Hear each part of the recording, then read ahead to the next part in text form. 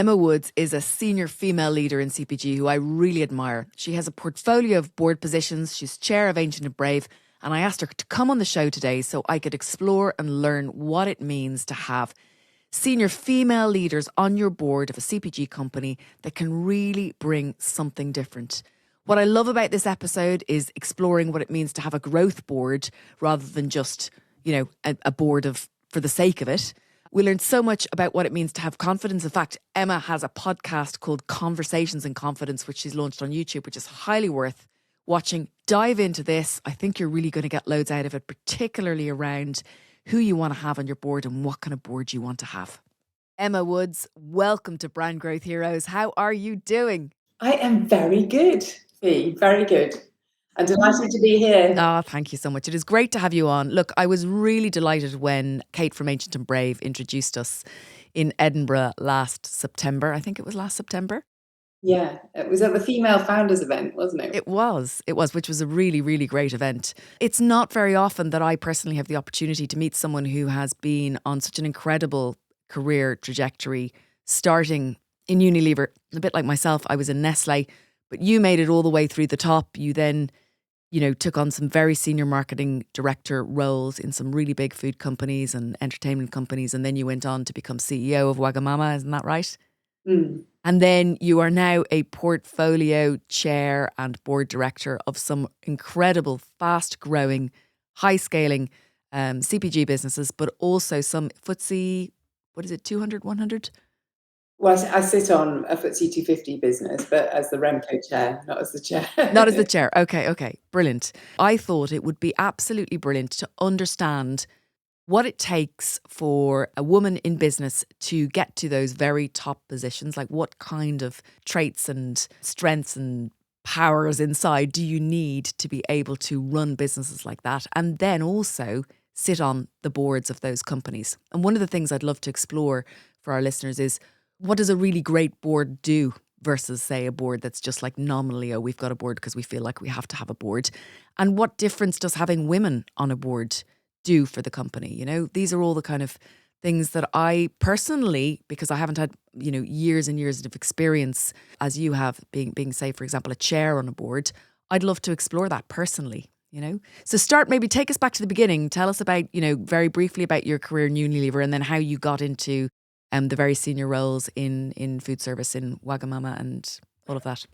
Yeah. Okay. Well, I feel like a bit of an imposter on your podcast because the real heroes are the founders, and I'm definitely in a situation now where I'm trying to support founders. So let me start by saying that my career, I did psychology at university and really stumbled into marketing because I really was fascinated by how consumers change behaviour. And actually, it's very difficult to change consumer behaviour because we're kind of hardwired to sort of think the same and behave the same. But I'm really interested in that. So the only career option that felt sensible after university was marketing, perhaps a bit like you, and then ended up in this incredible sort of school of marketing at the time, which was Unilever, and lots of great people have come out of Unilever.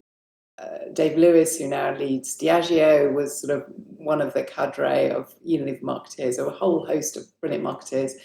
And also, it was interesting at the time because people thought they were going to be in Unilever forever. There was a real coaching culture, and I think that's something that I benefited from. So I went through Unilever and did lots and lots of interesting roles, and they moved you around reasonably fast. So some of the most formative experiences for me in Unilever were at the end of my career when I actually got sent to work in Mexico, and I was running a bit of the skincare division for Unilever. And what was interesting about being in Mexico at the time versus being in food, I'd always worked in food before, in Europe, was food in Europe was growing at, I don't know, somewhere between 2 and 5%, pretty slow growth. Whereas when you went to a region like Latin America, it was at least it was a double digit. And so it was much more of a kind of land grab mentality. And it was a case of it wasn't a question of whether you were going to grow. It was a question of whether you were going to lose share. And you just had to move much faster. You had to innovate without kind of heaps of research. You had to use your intuition. You had to inspire teams. And I came alive in this sort of high growth market. And so when I got back from that experience, I just thought I need to work in higher growth environments. And so I moved for the second chunk of my executive life into working essentially for private equity businesses, trying to drive first restaurants and then leisure concepts like Merlin Entertainment. So I worked in PizzaExpress for a very long time, then went to work for Merlin, and then ended up coming back to Wagamama in a chief growth officer role, and was fortunate enough to get promoted to CEO when the business was sold. The CEO at the time then sort of stepped aside. So yeah, that was executive life. And then the third tranche of my career has been to say, well, okay, how can I now sit on a number of different businesses and help other people grow and other brands grow? And that's what I've been doing over the last, I guess it's now over 5 years, but I'm really enjoying it. So let's talk about that then, the role of your role, but the role of a board of a fast growing company. What role does that play for the founder? Well, I think you have to decide when it's useful for you to have a board or even to have advisors. And it's probably not right at the start, but it is it will be as you take on investment. And actually, I think probably when you're into sort of years 3, 4, 5, if you're still in high growth and you're having to make some sort of quite big decisions about which markets, what size team, what investment strategy you're going to take. I think it is very useful to have a board. So I joined Ancient+Brave when Kate, who you've talked about and talked to, took on investment from Piper. She'd essentially run the business around her kitchen table very successfully for about, I guess, probably about 5 years by then. Although she would say the first year and a half, she was kind of on her own. And at that stage, she didn't have a monthly cycle of board meetings. She didn't have a huge team. She was very much concentrating on a UK business. And what I think I have helped her do is just put in place, some of the structures and governance that can help not slow her down, but make sure we're making the right decisions. Like what? And obviously not talking about Ancient+Brave in particular, but just what kind of structures and governance would you put in place? I think one of the challenges for perhaps the founders, but for everybody, is what's the role of the board meeting? And I have a real belief that the board meeting should be a force for good, and that people should look forward to the board meeting. And it should be, especially when you're working so fast, it should be a moment in the month where you go, okay, let's just step back a little and think, what have we achieved? What are we trying to achieve? And generally, if you've got great KPIs that you're looking at once a month or once every 6 weeks, you will start to see patterns. That kind of LTV is kind of coming down, or churn rate. What's happening there? Is there something going on, or what's happening with our CAC? And you need to make sure that you're just sort of observing those. And you also see really positive movements that you can then double down on and go, goodness me, look at how quickly X or Y is taking off. Have we thought about spending a bit more money on that? So. And the problem is, in these very fast-growing businesses, you're moving so quickly and you're looking at numbers so constantly. Probably most of the people listening to this sort of sit on daily apps that you don't see that. And the point of the board meeting and the board, that moment in the month, is to go, okay, where are we? And then once a year, at least once a year, you should kind of go, are we strategically heading in the right direction? I think there's a role for a good board to help founders sort of reflect on that. So I think a bit of structure is at the point that the business decides it'd be really useful to have perhaps a little bit more structure, and there's probably more people. I think it's important as well to differentiate between commercial performance review every month and the board review, because you'll be looking at different things, right? At different levels. I don't know necessarily. I would agree with you. I mean, surely in a really big business, if you take any of the sort of the FTSE boards, there will also be an executive committee meeting that's going on once a month, and then the board might happen sort of once every 2 months. But in small businesses, you don't really have the luxury of having a double running. And I think the board should feel like an extension almost of the CEO or the founder's team. They're the team. The difference I'm trying to make for the listeners is, for those people out there who don't have a board, they're not at the stage of having a board, they're having a meeting once a month, or, probably a bit more often. where they're looking at their sales, their marketing KPIs, right? But they may not be, they're in it. They're thinking about the next listing, they're thinking about the next bucket of growth. They might be looking by, say, last 12 weeks. They mightn't be looking ahead for the next year. They mightn't be looking at capital resource allocation. They mightn't be looking at people. They might be just looking at sales and marketing. And I suppose what I was trying to do is almost raise their eyes up to say, there's a place at a certain period of time, a certain stage of growth, there's a place to be looking almost in a more mature, more strategic fashion at more than just your sales figures and your marketing figures. I think that's the point. Absolutely. Yeah. No, I'm a really big believer, poor old Kate gets this in the ear, in the sort of concept of a vital five. Okay, tell us about your vital five then. Actually, Alan Layton taught me when I was working for him at Wagamama, and he's like, really, organizations need to obsess about 5 things, really obsess. And in Wagamama, obviously, one of them was people happiness, and he would often, and why people happiness? Because in a leisure business or a hospitality business, people are at the front line. They drive great service. Service generally, NPS is usually a predictor of sales growth. Is a predictor of sales growth because people come back. It's very, very, very highly correlated. Okay. So if you get and it works at store level. So if you've got great experience in a store or restaurant, you're likely to see people come back. If you haven't and you lose it, then people will not return. So anyway, he used to give us a really hard time because in our Vital Five we had this sort of thing about, there was something about the brand having zeitgeist and being the coolest restaurant brand in the country, and there were a couple of other, there was something about international growth, and there was something about we really want to have the happiest people. And he would sit there and go, okay, so what have you done every month? What have you done? I don't see it. He was really, and that was a very healthy board discussion. So I think you're right. This is great. Yeah, and each business will have different vital fives. I'm thrilled to introduce Brand Growth Hero's newest partner, Jolson.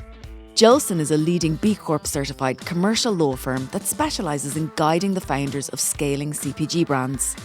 With long-term relationships with clients like Little Moons, Trip, Eat Natural, Bear, Graze and Pulson, Jolson is also famous for advising the Innocent founders in their landmark sale to Coca-Cola.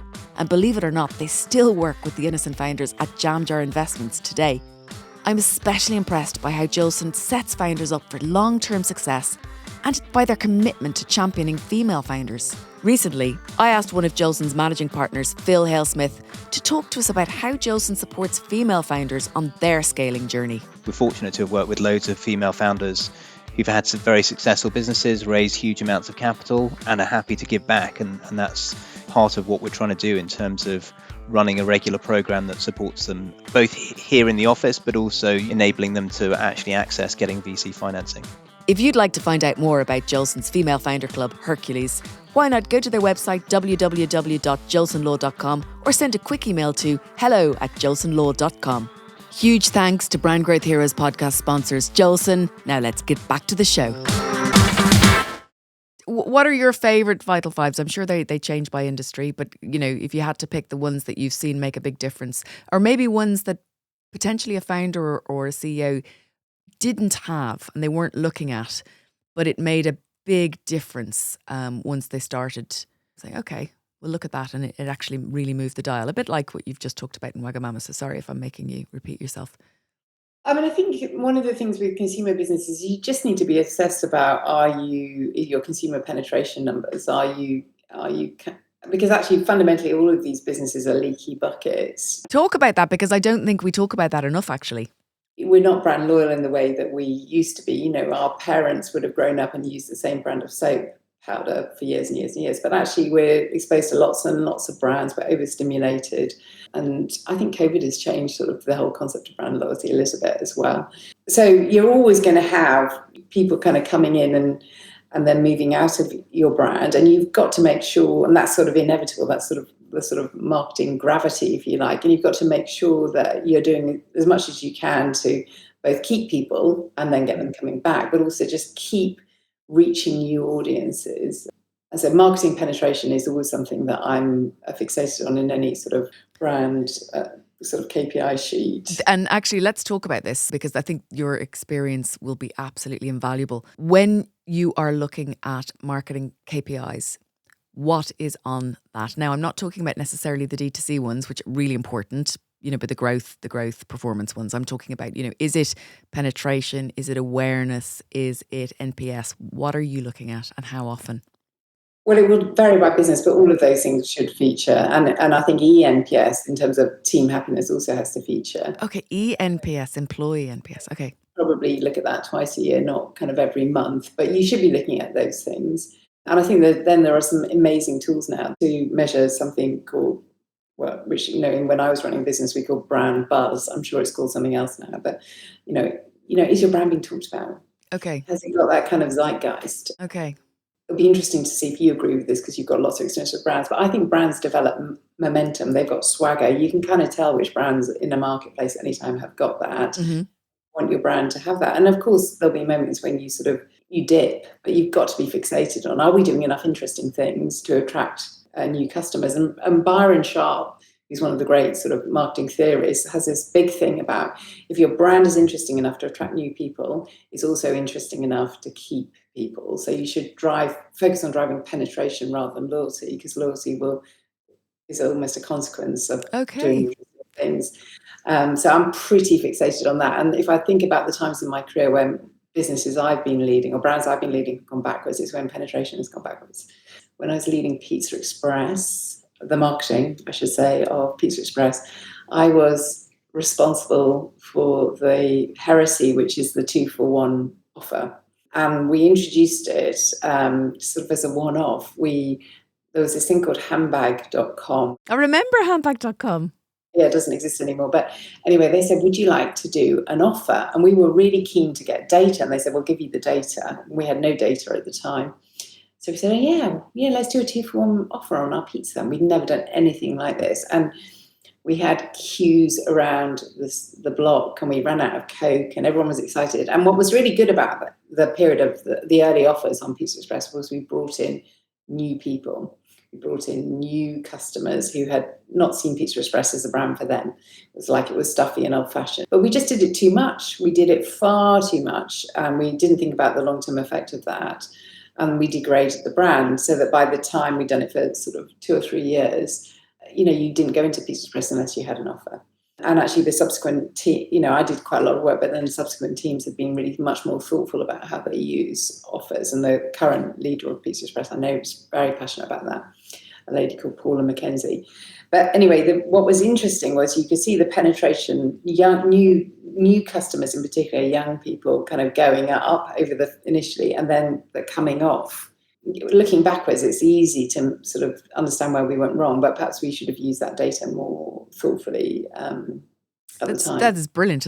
That's a great thing to share. Thank you.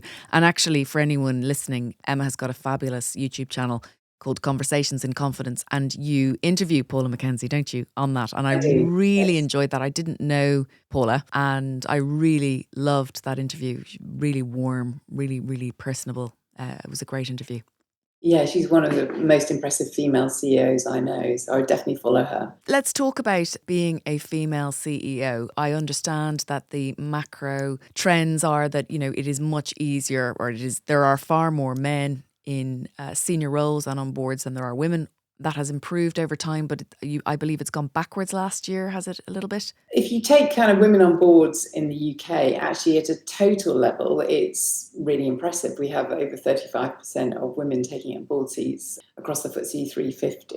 It's harder to see than stats for private businesses because they're not kind of reported in the same way. But the sort of disappointing thing, and that really came about not through the government saying you have to do this, but through a number of very impressive chairs and of boards and getting together and saying that they supported this sort of 30% movement, and we're now at 35%. But the real issue is that women don't occupy what might be called the power seats, the roles that make the difference on a board. So there are very few female CEOs, and in the FTSE at the moment there are 7, which is a real low point.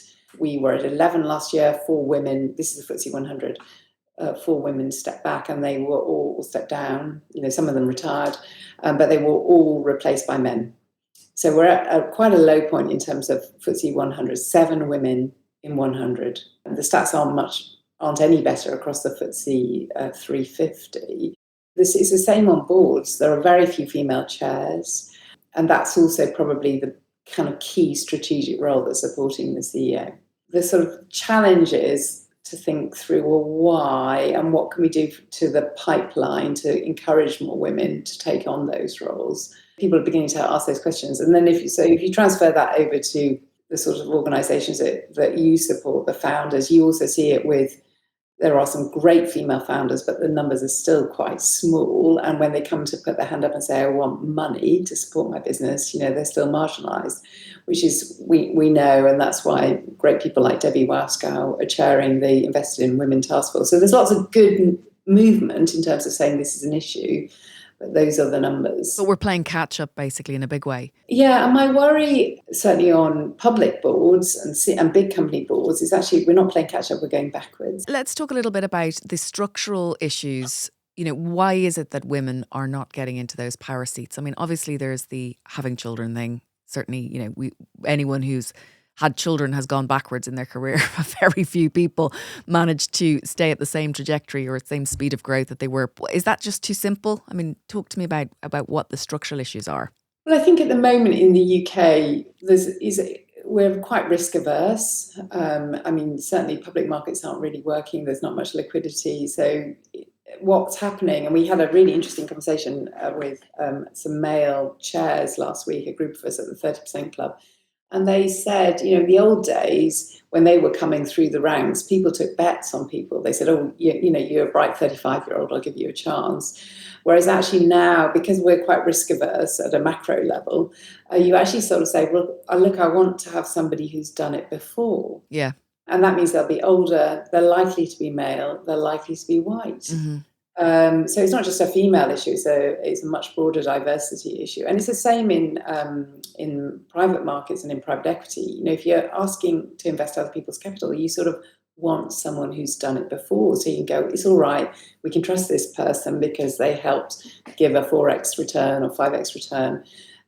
Let's use them, and that means that you end up with the same cycle of people going around, and it takes quite a brave person to go, do you know what, let's use somebody from another industry. How did you manage it then? I mean, did somebody make some brave choices about you at any point? Absolutely. I mean, throughout my career, I've been mentored by great people who've said, look, I'm going to take a bet on that person. Generally, they were men. So that's fantastic. But actually, in the case of being a chair, I was a chair of a small AIM-listed restaurant business, Tortilla. So I had chair experience. But when it came to being a chair of a private equity business, a growth business, it was Kate Prince, and I really owe it to her, she said, I need a female chair. I'm creating this fantastic global wellness brand. I want a female chair. And because of this cycle of using people that have already done it before, there aren't many experienced private equity female chairs. It's a very small group. And the private equity house had to sort of scrabble around. And then, they knew me, they knew I'd been a CEO, they knew I'd been a chair, they knew I sat on the Hill board, and they introduced me to Kate. Okay, that's really interesting. So just while we're on the subject, actually, what is the difference between being the chair of a very fast-growing board and just having a role on the board as an advisor or, a non-exec role on the board? You're just much more committed. So, you should one of the challenges I've learned to be a chair is you have to be really committed both to the founder, the CEO, and the business. You have to adore it. Okay. I always ask myself 3 questions now. I say, do I really believe in the business? Do I really believe? Then do I really believe or adore the people I'm going to work with? And then the third question is, can I add value? But you're just much more hands-on, or at least hands at the ready, so that you want it to be so successful. And you're standing behind the CEO or founder. You're on the side of the pitch, you're not on the pitch. Okay. But sometimes it feels like you sort of run on to hand the ball back, and you're just much more in it. And I suppose you're a confidant that they can't talk to anyone in their business. You're a founder listening to this and thinking about having a chair. Just be really selective about who that is. Do you want to pick up the phone to them? Do you want to send them WhatsApps? Do you think, and then that takes time to build, by the way, because obviously trust is so important and trust is earned. But do you think you could really listen to this person and they could really back you? Don't take someone just because they've got a nice job title and they've done it before, because if they haven't got that chemistry and that commitment, that won't work. I think that's a really good point. It's not just about somebody's experience, but it's about their interpersonal skills. It's about their passion. It's about their empathy, but at the same time, their ability to be strategic yet understand you as a person and support you. Absolutely. I mean, I can imagine that women are very good at that naturally. And that is something that women are good at. Maybe even, if I'm allowed, there are lots of men who are very good at it, but maybe naturally more women are good at putting themselves in the shoes of the other person. And maybe they have different ways of approaching some difficult situations. And that's not to say there aren't men out there who can't do both. Of course there are. But I just wonder if that's a skill set that is really valuable for a CEO. I think so. I think EQ. But fundamentally, if you're supporting a founder, you've got to be a growth leader as well. So I talk about growth chairs. I mean, I am a growth chair in Ancient+Brave. It's quite a different sort of, if you are in growth business, founder businesses, sort of businesses you're talking to and about, they're all playing to win. They're all trying to do something extraordinary. They're all trying to make a dent on the world. That's a very different mentality to, you built a really successful business, you've now got shareholders and you've got to protect that business. You are moving into a slightly different mode. You're more in defense, a little bit in defense, and you need to be, because things can go wrong. If something goes wrong and you're a really, really big business, it can have quite a material effect in a way that when you're sort of small and scrappy. So maybe those businesses then, they shouldn't be looking for a traditional chair who's a good, safe pair of hands. They should be looking for a growth chair who really understands, putting on the boxing gloves and passion and excitement, and at the same time is able to keep the ship steady, but the ship steady on, fast, choppy seas. Yeah, I would suggest so, but and there aren't that many. And actually, that's often why you end up with chairs who have been founders before. Okay.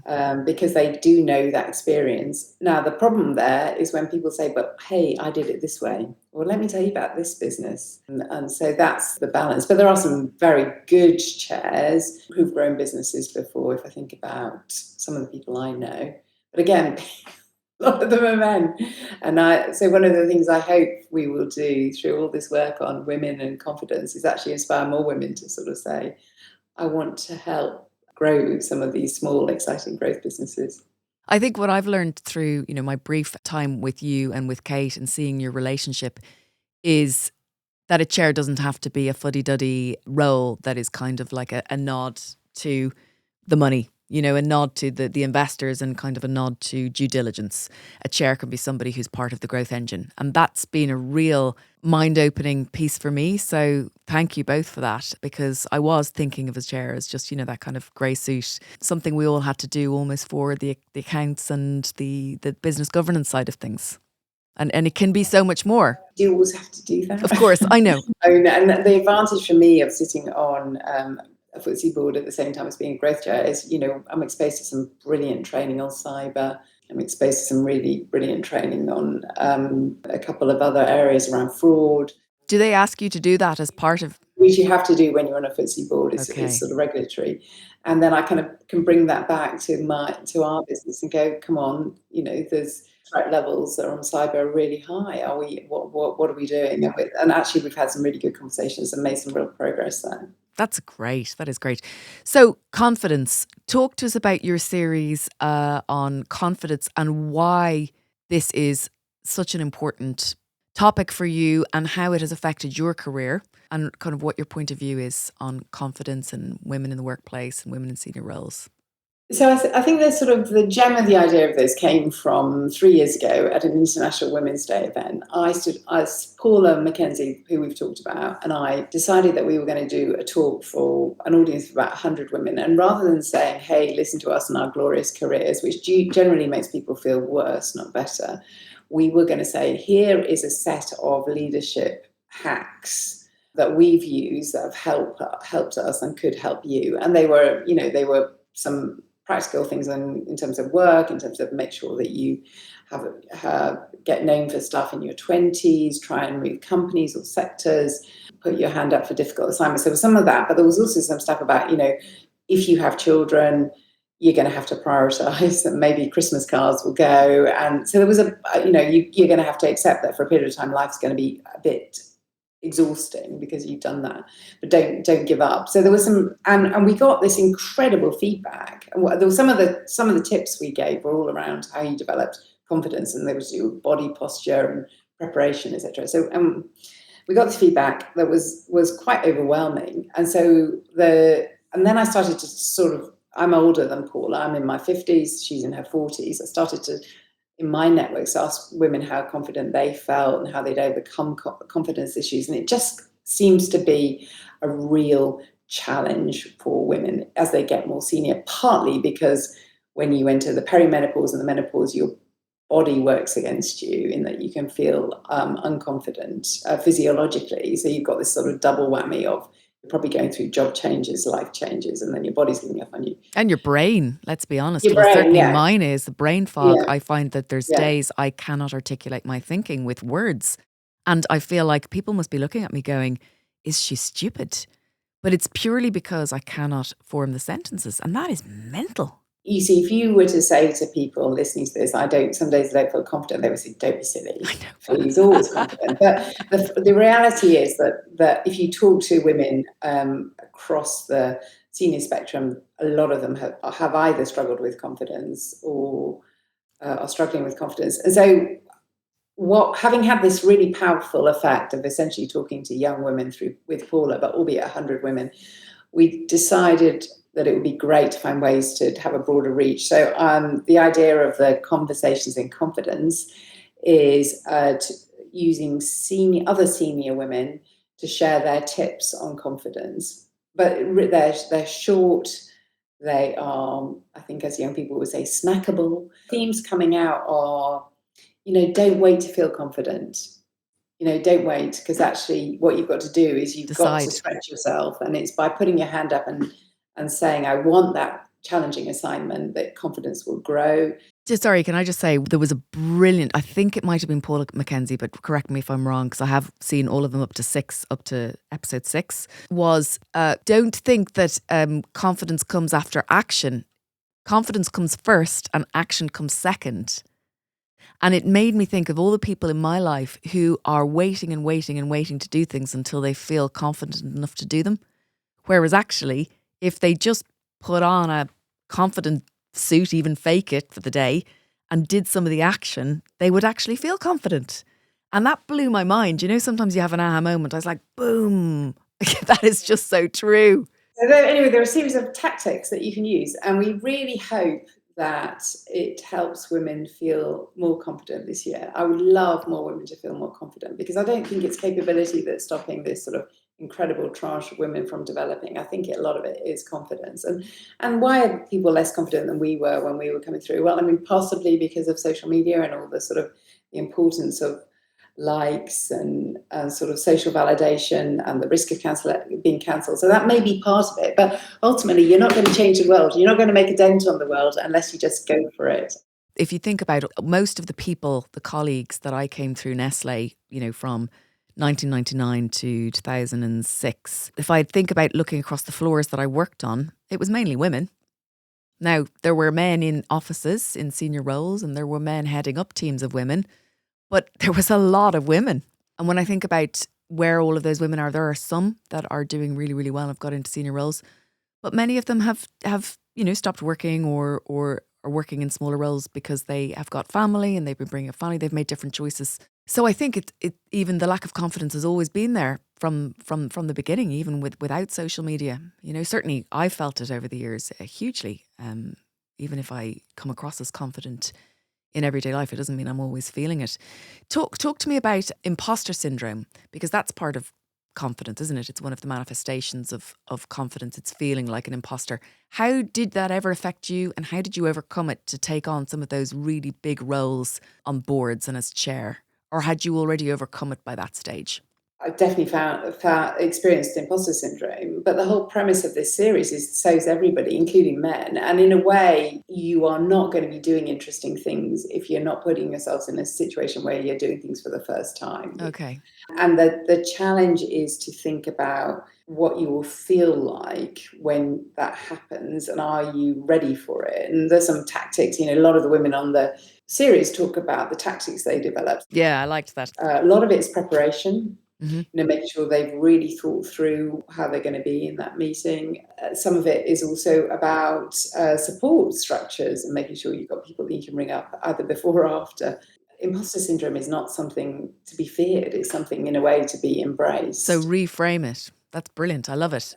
And all the women, all these amazing women who've done amazing things have said that. So I'm going to do that now from now on, my commitment after talking to you, to myself, because I turned 50 yesterday. Oh, happy birthday. Thank you. So no, it was really, actually, I'm getting emotional, but it was really important that I was doing this call with you today on the first day of being 50, actually. So thank you, Emma. But what I'm going to do is make a commitment, which is every time I feel imposter syndrome from now on, I'm going to see it as a sign, an inner manifestation of the fact that I'm moving out of my comfort zone. And that means I'm growing, and I am on a growth trajectory, either with my business or with myself. And that's really great. That's such a gift to reframe something that way. So thank you for that. Listen, I highly recommend that anyone who's listened to this episode and has enjoyed this, go to YouTube. Are you also on Spotify and everything else? No. Why only purely video out of interest? I know video is where it's at, but you definitely should be just taking the audio and uploading it. I mean, one of the big things for me is I don't think the world needs more long-form podcasts. I mean, I think there aren't very many, and they're good. And I think it's a bit self-indulgent. I do have this big thing, though, about, as soon as you do long-form, you start talking about how great you are. It turns people off. So the bit for me about this is I just really want to find a way they're passed around people's friends. Well, they're lovely. They're really wonderful. And what I loved so much about the women that you are interviewing is it doesn't matter how senior they are. First of all, something that's strange that struck me, they didn't look like I expected them all to look. Isn't that weird? It doesn't matter what I expected, and it doesn't matter what anyone looked like. But I imagined senior women in those roles, and I also imagined them to come across very differently. And the way they came across was very warm, was very nurturing, was very strong, but very human. And it was really, really lovely. It's a fabulous experience because I think it has changed the way I imagine what it is like to be a woman in charge of one of those massive growing companies.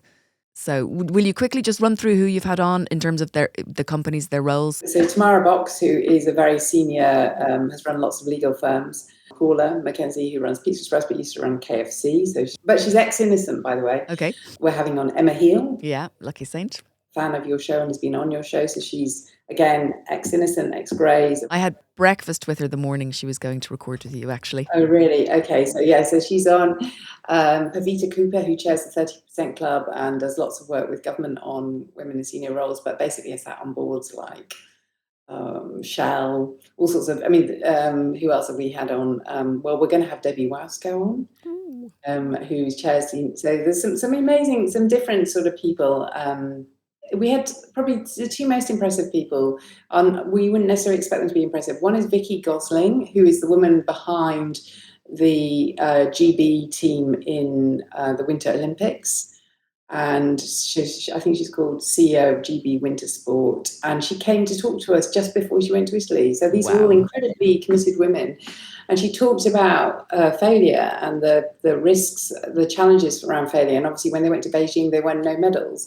And she then talked about how she had to reframe that and think about what that meant for her leadership. And she was talking about that as she went to Italy, not knowing whether they would win any medals. And thankfully, under her leadership, they have. But she's amazing. And then there's another lady called Jeanette Linford, who is absolutely extraordinary. So she used to run a big bit of TUI, the travel company, but she has pivoted and become, in her 50s, one of the most extraordinary both podcasters, but also kind of motivational coaches.